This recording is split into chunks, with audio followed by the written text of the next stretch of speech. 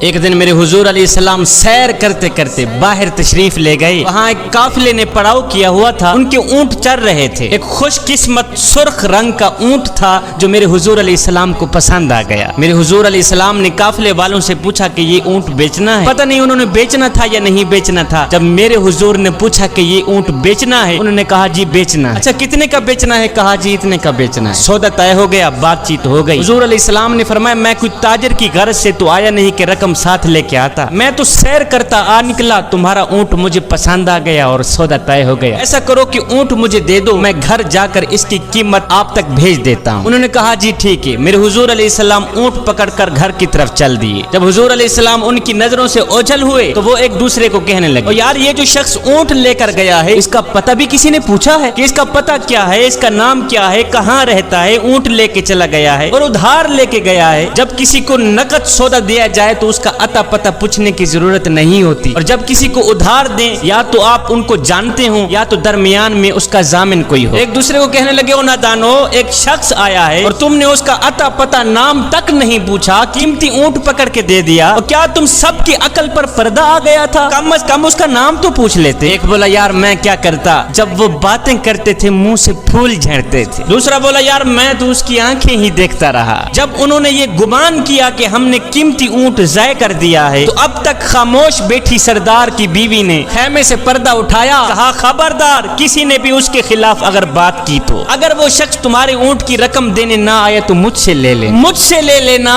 میں اس شخص کی ضامنہ ہوں. انہوں نے کہا اچھا تو اسے جانتی ہے؟ کہا نہیں میں بھی نہیں جانتی. کہا جب جانتی ہی نہیں پھر ضمانت کیسے دے دی؟ کہا جب تم سودا کر رہے تھے تو میں خیمے کے اندر سے دیکھ رہی تھی کہ جس کا چہرہ اتنا خوبصورت ہو وہ جھوٹ بولتا ہی نہیں, وہ دھوکہ دے ہی نہیں سکتا. ابھی تمہارے پیسے آنے والے ہیں. تھوڑی دیر گزری ہی تھی کہ میرے حضور علیہ السلام کے غلام آ گئے پیسے لے کے. کہنے لگے کون ہیں وہ لوگ جس سے ہمارے آقا نے اونٹ خریدا ہے؟ کہا جی ہم لوگ ہیں. صحابہ نے کہا یہ لو تمہاری اونٹ کی رقم, یہ لو تمہارے اونٹ کی قیمت.